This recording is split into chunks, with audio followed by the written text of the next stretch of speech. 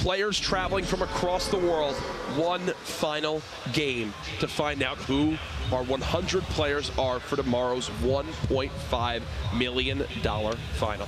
Game 4 coming in, a northwest to southeast bus approach, and already at the top you have people dropping over the water. You're gonna have looks like Junk Junction might be a little busier than usual. I would expect players to stretch Wailing Woods, Risky Reels, Flush and Greasy probably pretty often in a situation like this, especially competitive players. They know that targeting the outside zone is important, but Tyler's, if he's looking to put a record elimination count up this game, going for 11 or more, he's got to jump into the heat, and I think that's exactly the plan. Going to Salty smack dab almost in the center of the map, looking to see if he can pick up a couple early eliminations. Going to hit the treehouse, it looks like.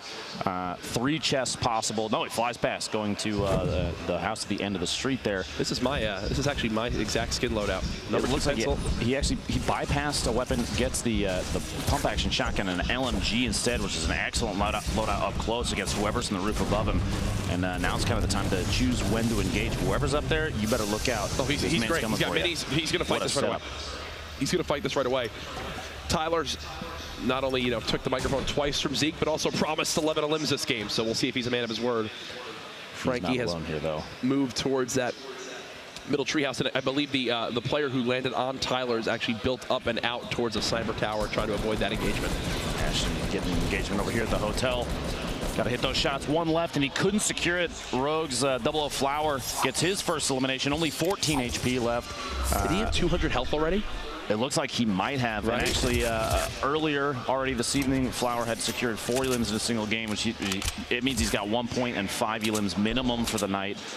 That can put him into Monday, even if he doesn't get another point, Jack. We've seen people make it in with 6 eliminations and 1 point. Tempo and Tilted, which is surprising. Tempo knows that players like Nick Merckx gets the shotgun shot from, looks like down the stairs.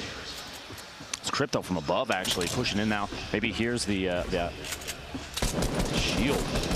The mini popping, and Tempo's going to try and layer up against these early game materials. Super important. Even though he doesn't have a lot of them, he's got to position them. Like Crypto for the shot there. Tempo, this is like mid-fight harvesting materials, knowing that every piece that he has counts. Yep. Every layer is stopping a shot from that shotgun. Here's Ecstatic over towards Double L's. Ooh. Eliminating Ectic. Another controller player. It's great to see both controller and keyboard and mouse players staying competitive against each other. Putting on a good show here in Tilted Towers. Tempo trying to he's still on the hunt. Still looking for this. And he's not the only one here. It's not a 1v1 anymore. Nope. Lavish and Crypto are here against Tempo. I would expect as soon as an elimination happens on one of these players, the third party is going to push, hearing potentially a shield break, something like that. You're going to see quick, aggressive gameplay from all 3 players here as soon as something starts. So you see Tempo's like looking towards his back, even though there's players near him. He's looking to see if maybe someone from Big Gray is going to begin to shoot down on him or something along those lines. He's got to be wary of that. Nice little loadout here for DT. We'll be able to loot as well this campfire, hunting rifle. Another gold compact SMG, the legendary compact SMG right there. Shivs in the feed, went out with a bang. Looks like a self-elimination. Hysteria takes out Steph Ryu, who we've watched a number of times over the course of the last few days. But here we go, Tempo layering up. He looks like he owns a number of surfaces in the stairwell. Players will take advantage of that. Fourth like party Tempo. Now. Everybody, there's a party going on here, and everybody wants a piece of these elims. These early ones count big time, especially if it's could potentially be a player's first point. Well, there goes half of Double L's. Editing his way in. Tempo sees. I almost expected a shotgun shot trying to snipe an elimination there. Marsh in the feed taking a little boat out. Stick the Jenner getting elimination on Bumboy while these players are still in Tilted. The C4 almost. There it is. Tempo at 5 HP, and the shot from Ryan Rex gets Tempo eliminated. I think Tempo's still got to be proud of his performance tonight, though, especially from earlier on. Sheesh, that's an awkward spot for Godvat as King BO2 just beams him there with that little health. But then, unfortunately for King BO2, you see, I think that was blind pushing blind on it, right? Back here, Senrio back in Pleasant Park, going for the revolver shot, misses it, but doesn't even matter. Gets elimination on GS Logan. This is first for the game. Joker Untamed, who we saw earlier during the little player preview there, gets a lucky horseshoe here. Southwest, this is that pair of double buildings southwest of retail. That's 2 elims for him. 1 elimination gives him a point. 1 more there.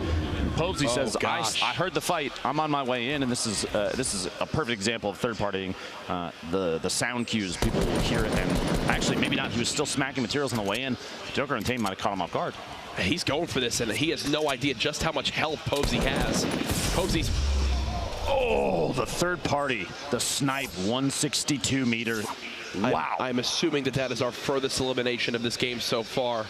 And there's a look at it there. Look at just how far away that snipe was. Yes, it was the furthest elimination at 163 meters. My goodness, folks. Now the storm's starting to shrink. Currently, it's an interesting stat. It is 1,600 meters wide right now. And here, Crypto getting lavish. These players have been fighting it out here for quite a while. And Ecstatic still alive as well. 1v1 here. You got to look out for a peek around the corner. People will third person and use the camera angle to watch for pushes, watch for a time to pop out. I think he placed the campfire inside. He's going to move inside and kind of wall it off so that he can take advantage of it. Crypto's above it. He's got to hear it. Yeah. I mean, Crypto knows exactly where Ecstatic is, and potentially choosing when the push is going to be much easier now. The angle at which he can come from, because he knows Crypto might be right here. Oh. Almost expected it to peek that shot and catch Ecstatic off guard. Crypto's actually, he's looping around the outside. You know they're listening to each other the entire time. The trap going down 2 to protect. Crypto actually in the feed there gets Ecstatic with the pistol, the fight we were just watching. But over here, the west side, the factory is by Lonely Lodge. Nikiski building on up, dropping down, has a ton of materials, but not much ammo to use. This is one of those fights where the currency you're looking for is extra ammo for your next engagements. Continuing to break on in, gets control of the pyramid, but I don't think anyone's even in that 1x1 anymore. Yeah, that guy's been long gone. He moved to the build just behind him, and he's actually just going to give this one up. Will Sloth shoot him in the back now? I almost expected it, potentially hearing the moved out. Yeah, he just like leaves him. Sloth gets a couple taps. The gray SMG from distance doesn't really have anything. I mean, tab firing maybe with the AR is a better option here because the SMG is not nearly as accurate. First shot accuracy with an AR at that range is going to be superior, but he was just looking to spray a bit to see if he could get any damage on him. Maybe even a method of shield checking, see if his opponent is weak enough that under 100, there it is. Turns around as Nikiski dropping down, but the third party coming in. The shots from the hill on Tilted, which is exactly what Nikiski was looking at pushing towards. Nikiski, Divine's teammate, eliminated there, and Sloss has 2 elims. This was King against Blind. Blind just drops on in, and 2 quick crits from that tack shotgun will send him home. Here's Tyler's from last game, promised 11 elims in that interview. Still at 0, but still, it doesn't matter for him. He had the perfect performance in game 3. 53 players left. The circle's about to close. We're going to see where people are going to have to move next, and it's basically centered in the previous storm. So everybody's about the same distance, equidistant from the outside edge. Nobody has too much pressure, but there is under 2 minutes. You got to start making moves before too long, because you want to get into these circles early. Competitive players, they're going to try and gatekeep, and if you're outside of the circle, oh, fade! Baited. Tyler's goes down, 0 eliminations. Heavy shotgun, man. Heavy shotgun. The highest damage output of any shotgun. That heavy when it hits a crit headshot, and it shows it right there. That was Tyler was running in with 142 HP. Kev is popping the Chug Jug, hands off the keyboard, just hoping it even has time to use it. It's on the far west side too. You see the map there in a top-down view of the area that Kev's getting that the Chug Jug off on. 2 players already engaging each other, and it looks like someone is trying to hunt Kev down. The audio cue from that Chug Jug could be very revealing. Players like General, you see that he's pyramiding on top of his own ramp to block a pyramid attempt from his opponent. Maybe even a trap player. Gets the shotgun shut off. Looks like 80 shield damage, which means he knows his opponent still has some shield left. You didn't hear the audio cue. It's Yo-Yo, keep it up, a player we've seen in previous summer skirmishes. Puts on a good show, but cannot clutch. Gets dropped down. General drops the platform out from underneath him. Yo-Yo falls in and gets shotgunned. He's trying to move quick to drop down. There you go. This was that fight we missed earlier on when Crypto picked up the legendary double barrel shotgun. 1, 2. The nice little swap to the pistol. That rare pistol is quite good when the bullets connect. Here's Kyle over on in crates just above retail. Looking for whatever he can get. The epic assault rifle, quite good. Absolutely shreds, and the drum gun as well. Swapping between two spray weapons. You see all the builds coming on in, denying any bit of high ground he can. Now he'll try to match the build himself. Follows it on up. Joshua just below. Definitely a health advantage here for Kyle. Seems like he's having trouble spotting exactly where he is.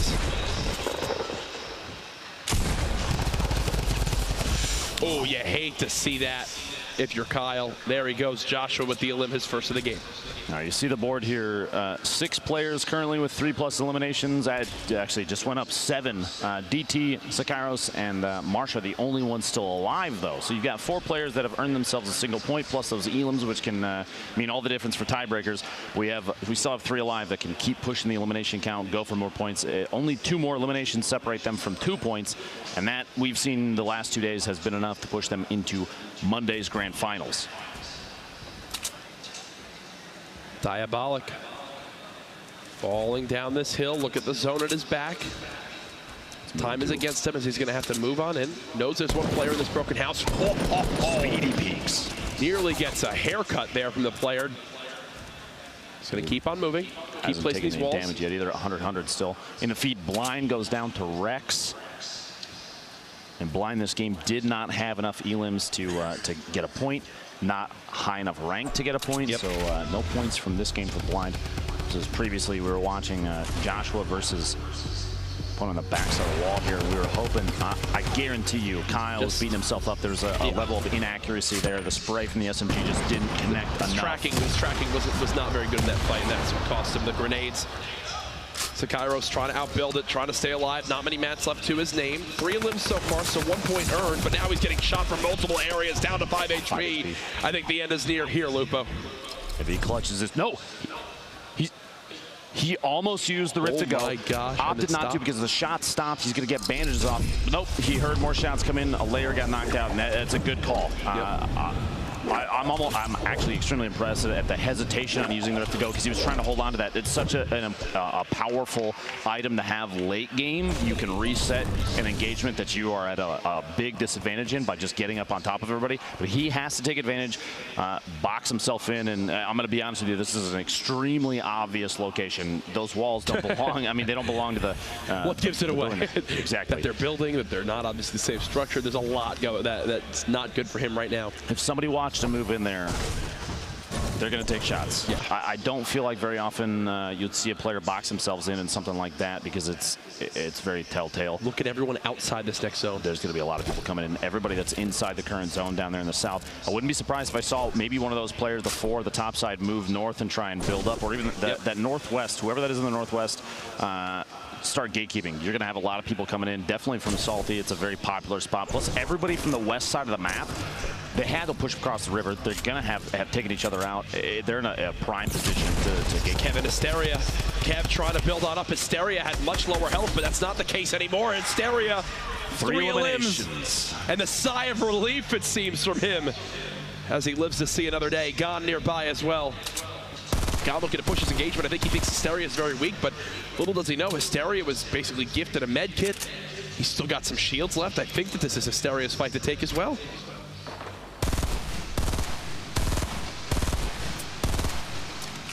Applying pressure in a situation like this, especially when you have somebody very close to the edge of a mountain. Hysteria can't back out of this easily unless he goes for elevation as well. You see the push now coming from Gone, knowing full well that he's got his opponent in a tougher spot just by applying pressure previously. Those kind of shots to knock down surfaces, that's going to make players that are very aware of when a push is going to come. They're going to stop healing, they're going to put up a wall, and Gone knows that, which means he may have interrupted a heal. The aggression, it's absolutely perfect time, but Hysteria going for a play there, trying to get him on YouTube and jumping up above the bounce pad to get elevation. A great play. 41 damage, no shield remaining. He's going to go for it. Another one, the shot's midair and gets the elimination on Gone. Beautifully done by Hysteria, his 4th elimination of the game. And he's going to go ahead and drop on into the low gravity zone. Ooh, that clinger lands right behind 42 MZ. The clingers aren't being stacked, so, you know, structures. He's able to get out with his life. MZ with the heavy sniper rifle. Remember, that does 1,100 damage to a wall, so it instantly destroys anything. Metal, brick, wood. He's made into the zone, though, so I think he's pretty content with where he is right now. No, no, no. Do it. Oh, Almost. This player. Now, I'm curious if 42 realizes there are a number of players underneath him. There are actually 2 underneath him in the tower. And he wasn't even paying attention to that. He was watching the third party, which I don't blame him. The people underneath, unless they start smacking out the materials underneath him to drop him down, he doesn't really have to worry about him too much. This low grab zone, I'm going to be honest with you, I would avoid that entirely unless you were forced into it, because those jumps, you float so much that if any player, especially 42, he's got this heavy sniper, a body shot midair for a player with really good accuracy. It's easy to track when someone's floating like that. 42 just sitting above, still at one a limb. Don't know exactly where he stands in the standings. Really have to force a fight, maybe go for these couple limbs to get a point on the board. Now, Bearded, DT both have 3 eliminations. That's a point apiece. And Asteria actually right now with the most in this match at 4. But nobody's got the 5 yet. 5 would get him to 2 eliminations, or 2 points. My apologies. There's that heavy being used. He cuts down that wall instantly. Almost had a chance to get a free point of damage on, but I do have to give some props to Asteria. You know, playing every single day so far this week. Not getting frustrated. Goes for the quick scope. Doesn't actually happen. Can't follow it up, and now there's the third party as well. He's just going to get close and essentially dive on in. He's playing just to be on the edge of the zone again. This has been 42's strategy for the last 2 circles. Now he's officially safe. Build battle. 42. Pyramids from both sides. Hysteria on the ground, just throwing some grenades. Not much ammo left. Needs to use anything he can get to drop this player down. Can he get the 5th limb? Joda down to just, what, 30 HP and some minis. Hysteria gets control of the wall. Spray. Can he hit the shots? It doesn't appear so as of yet. Will he like to go from the top? Joda. He's trying to get an edit on the wall out, and Hysteria knows that. He's got the high ground yet again, and Hysteria fails the build, so he'll be back to the low ground. But Joda's down here again. Another shot. Joda even weaker. Hysteria trying to follow it up. This will be for the 5th limb and 2 points. He just seems, he's not building ramps. No! Still can't hit the shot. At that point when he was jumping around the left side over there, I'm surprised he didn't build a ramp to get over the top. Now, I guess at this point, I mean, if that's all he's got left. This is all the ammo he has left to use. The small ammo in the minigun. Another shield tag. Hysteria just pleading to get this a limb. Now he gets third party down to 45 HP, and you know Joda heard that. This feels almost like potentially like a loss of focus. He's so locked in on getting the 5th elimination for that 2nd point that he's and now Joda's like he forgot the build. He's getting third party now from the back, and the Storm's going to push him even more. He just got shot from the angle. He's got to move in. He's opting to go for the elimination, go for the number 5, get the 2nd point, hit the last shot, and he gets it on wheels. And he's going to be happy with that. In the Storm. That's 2 points. He's going to be happy with that. That's 2 points for Hysteria. We saw him with a 2-point game earlier on. We'll be seeing him tomorrow for sure in Monday's $1.5 million grand final. Colton, who I was going to touch on, had so little to his name. That was before he wound up jumping to that low grab mode. That's how he got his 1 limb of the game. Gyre, there's the heavy, breaks the wall and tags the health. That's why it's so useful. Down to our top 25 players. This is the last game of the night. Again, folks, remember, this entire week we've been going live at 6 p.m. Pacific time. That is not the case tomorrow. Tomorrow's $1.5 million grand finals begins at 11 a.m. PST. Spend your holiday with us here to see who can take home that $225,000 top prize.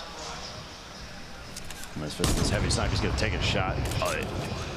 Very close to catching that player in the top of that 1-by-1 off guard. It's funny, he takes a shot, he backs back down the ramp, and the reload on that relatively long. He has an opportunity to take his hands off his keyboard and mouse. The shots there from Frankie, who we saw earlier against Diabolic. The SMG spray.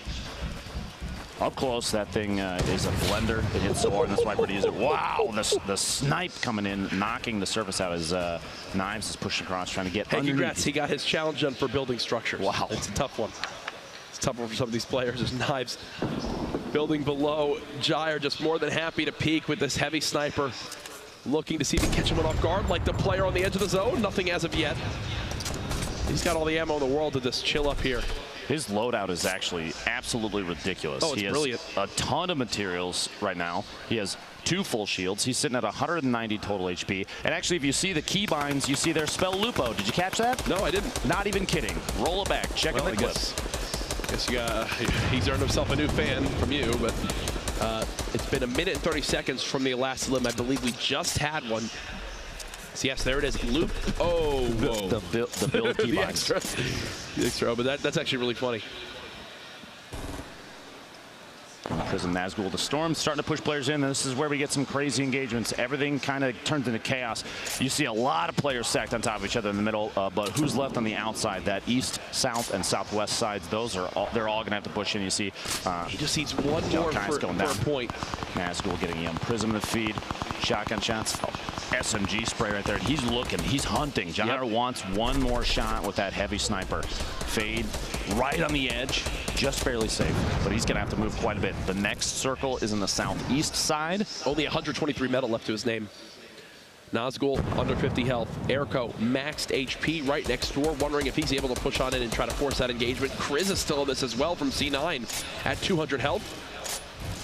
A strategy we've seen with this heavy sniper, you kind of use it as a battering ram to push through a wall, then follow it up with a shotgun. Look at Sokka has literally 1 health, 1 HP. But how would Jair know? Faye gets the elimination on Rex in the feed, taking the shot, just barely clipping his own floor after the snipe shot. Potentially maybe cost him a little bit of damage there since the shots didn't go in on the wall. Again when we get that replay? He's got to move just a little bit. He's actually not had to move for the last, what, 2 zones? Can't ask for much more if you're Jair. Going to have to wiggle this time around, too. Bartologist super close to his opponent there with 1 HP, Sokka, and we have Fade here basically. Jair got the snipe! He did. He just got the snipe on the big saucy, which will give him a point.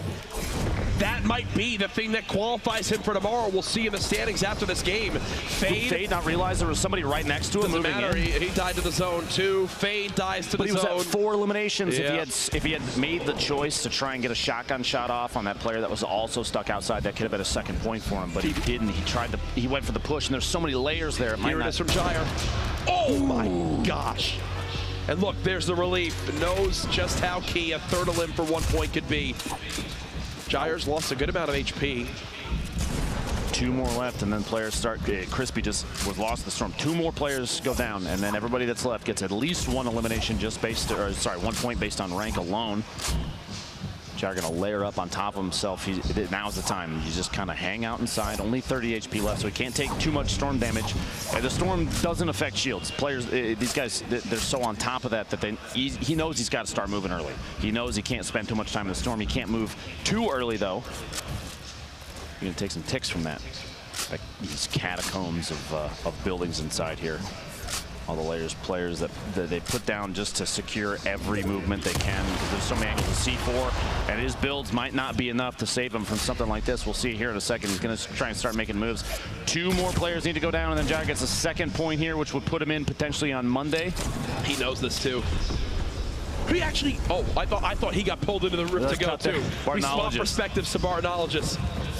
Lands, there's multiple players both above and below him. The footsteps are every direction. And another rift to go was just used. Fake Jesus eliminates 1. Erko, and that elim. Jair gets elimed in 11th place, so he doesn't earn the extra point. That gives everybody that's still alive a single point, though. Bartologist just watched somebody drop down. I'm surprised he didn't peek over the corner and try and go for a shot. That shotgun. But he's waiting inside, secures himself inside a little base. Erko, Vape Jesus getting multiple eliminations to feed. Kriz takes Erko out. Jaemock all eliminated. Jaemock's had a quiet day so far, but this is his opportunity. A victory royale, 2 more elims. Either of this could really just fly him up these leaderboards to join Tempo and Tfue, who we're expecting to see tomorrow. Bartologist with his second elim of the game. 5 players left. It all comes down to this for some of these players. The launch pad to re-secure the high ground. Bartologist starts to play the low ground now as well. Looks like that's Tempo Vape Jesus who's dropping down. 3 players left. Bartologist with another elim to knock out JP2 from LG. This gives Vape Jesus 3 points based on being 3rd place and having 3 Same evens. with Bartologist. Excellent games for both of them. Bartologist gets the drop in and the trap for the elim. The last 1v1. That trap might come in big depending on the angle. Oh! Goes up. Jaemock dodges it. Trying to peek up over the top. This corner right here could be it. He's got to watch this trap on the other side of the wall. Drops on down. The quick tag. Shotgun in hand. Gets him around the corner. Jaemock with the victory. You were literally just saying a quiet day up until right now. He needed that right there. Yeah. He needed that right there, and he knows it. The sigh of relief. He knows that might have been all the difference. Dodges the trap twice and gets the final elim. for the victory royale. Down to the wire. I have to ask something from this crowd. For all the action we've seen, for all our competitors up to this point, can we give a round of applause for everyone this week? Absolutely. People traveling from across the world in hopes of qualifying for tomorrow's $1.5 million grand final. We will know soon. Everyone who's qualified tonight will have our full look at all the participants. Again, that is 11 a.m. Pacific tomorrow. But Lupo, a great night 3. For me, the best night of the qualifiers so far. Watching tonight was just another reminder why you and I are behind the desk for this stuff, man, and not out there against these players. We saw some crazy games. Tyler's putting up 10 eliminations, and also Zeke's Mike that game. Tfue put on an excellent show as well. Yes. Everybody just... Faze had a great night tonight.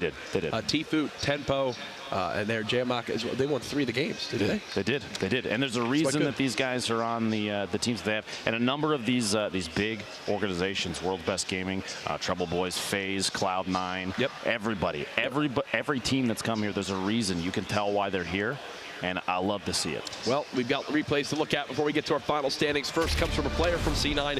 It's Hysteria. This was him in his battle versus Kev. The great pump body shot and the follow-up with the spray. He had such a health disadvantage from, he was down basically 100 HP in that fight, able to clean it up. Then the bounce pad on a gun, and look at this.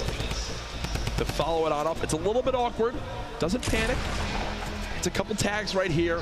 I believe the clip on that shot is kind of what determined. That's what gave him the confidence to go for that. Now's the time to push, to bounce up in the air. We haven't seen very many players go for a bounce pad play like that, and it's nice to see a player like Hysteria. And you know, this entire game had to feel redeeming for him, because this is not the first or even the second qualifier that he played in. He had to play through multiple days to even get here, and finally establishing, saying, you know what, I was overthinking the previous days. Now it's the time to make a play. 5 elims for him on the day, right there, the last second, 5 HP, and gets that one. That's 2 points. 2 points. Previous points from the rounds before means we'll see him on Monday. Exactly. Simple as that. Also, don't worry, we're calculating our final standings. We've got things on the way. Everyone stay tuned. We're going to have a live reveal, too, to the players that were here for exactly how it'll all break on out. But the nerves these players must be feeling right now. Wondering, did I make it in? Who will be the one that's one spot out? Who's going to be that unlucky egg there in the 34th spot? We've got more from Jair actually here. We saw him with that heavy sniper, stayed above that build for about 3 storm zones in a row. His patience paid off. Bang. Ooh. Snipe on Big Saucy. It's funny, previously in that match, Big Saucy was the one on top, that kind of plateau to the south of Retail Row, who hit the snipe shot on Joker Unleashed just before that, and it wasn't a snipe opportunity for him. That up-close shotgun play ended up costing him. Oh, you ready? No, I'm just nervous. They're still calculating. We're going to get to it. Don't worry, it's here, But again, this was the final night of qualifiers. We still have tomorrow to look forward to. We have a Jaemock package as well to take a look at from his victory royale.